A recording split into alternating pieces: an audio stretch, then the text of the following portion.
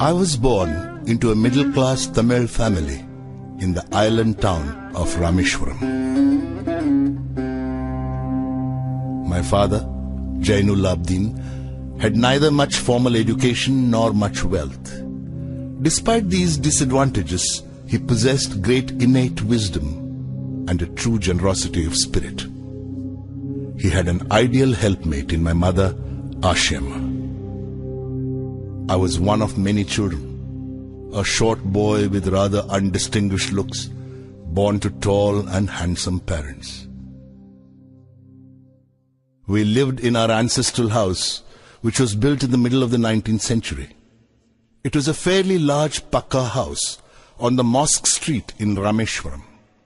My austere father used to avoid all inessential comforts and luxuries. However, all necessities were provided for. In fact, I would say mine was a very secure childhood, both materially and emotionally.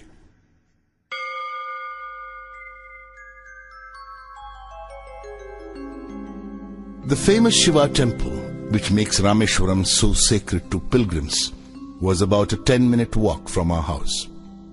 Our locality was predominantly Muslim, but there were quite a few Hindu families too, living amicably with their Muslim neighbors.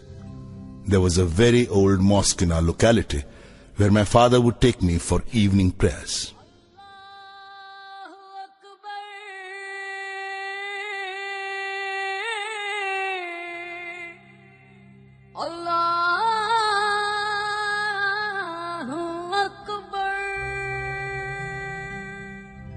The high priest of the Rameshwaram temple, Pakshi Lakshmana Shastri, was a very close friend of my father's.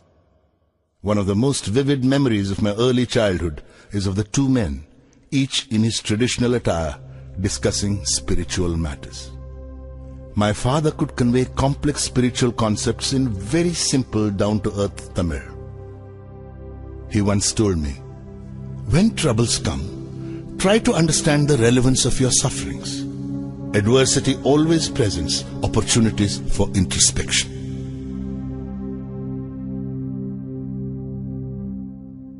I have throughout my life tried to emulate my father in my own world of science and technology. I feel convinced that there exists a divine power that can lift one up from confusion, misery, melancholy and failure and guide one to one's true place.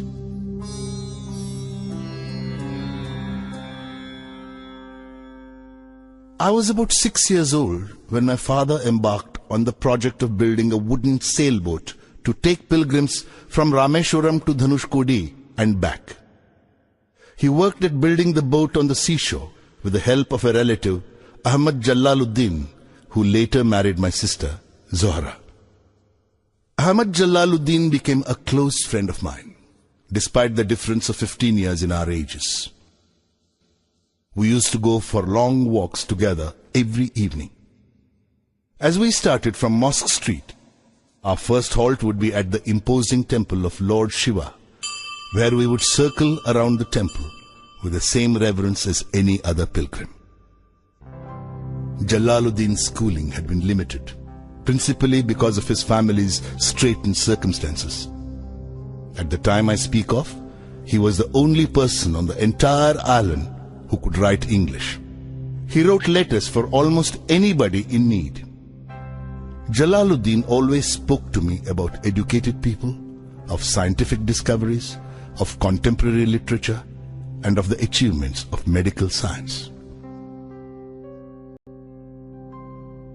Another person who greatly influenced my childhood was my first cousin, Shamsuddin. He was the sole distributor for newspapers in Rameshwaram and a one-man operation. The newspapers would arrive at Rameshwaram station by the morning train. The Second World War broke out in 1939 when I was 8 years old. Soon India was forced to join the Allied forces and something like a state of emergency was declared. The first casualty came in the form of the suspension of the train halt at Rameshwaram station. The newspapers now had to be bundled and thrown out from the moving train on the Rameshwaram road between Rameshwaram and Dhanushkodi.